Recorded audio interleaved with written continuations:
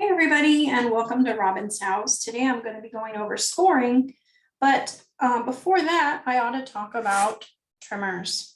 So in my house, I generally have two trimmers going at any one time. One is my older one, and then one is my new sharp one that I use to cut things. So my old one, you can see maybe that it has a blade on here that is written on. This blade is an old blade that no longer trims paper well because it shreds it. So this one is now a blade that I use for cutting glitter paper. So this is my exclusive glitter paper trimmer, so I don't have to change the blades all the time. And then this is my working trimmer.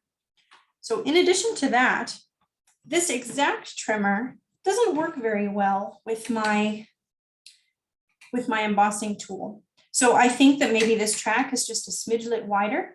I have a tendency to tear my paper. So I also use my older trimmer for embossing because it does have a much smaller groove. I can see right there. The other, that might be it. Okay, so that's it for the trimmers. So for scoring, since I'm going to use my scoring, I'm going to use my scoring trimmer. You can remove your blade, usually at the top or the bottom, and then that's easy because then you can use the whole track for your scoring blade, or you can move it up and then score without it. But this kind of keeps me from deviating from this center, so I prefer to leave my track down. Now, you can also, so you can see that I have this particular embossing tool. You can also use a bone folder. Also, some trimmers come with a scoring blade to help you score. There's probably other choices, but those are the only three that I'm currently aware of. Okay, so scoring. In our workshop this month for Boo Crew, we do some scoring. So scoring is a fun way to add a little bit of detail to your layouts or your cards without taking too much distraction. So in one of the ways that this workshop adds scoring is to just add a little frame. And so this one is a little frame on a square, and the other page adds a little frame to the edges. So that's a fun way to do that.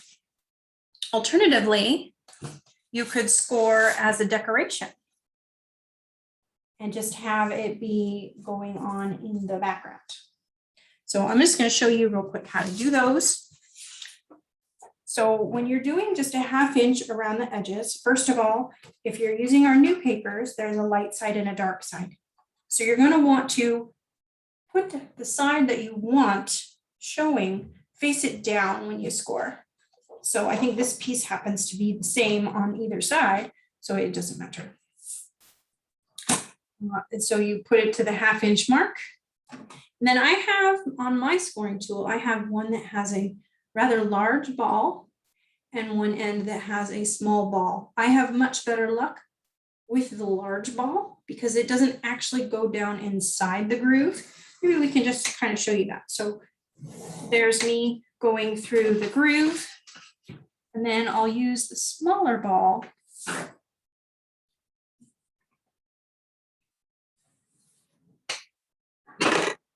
so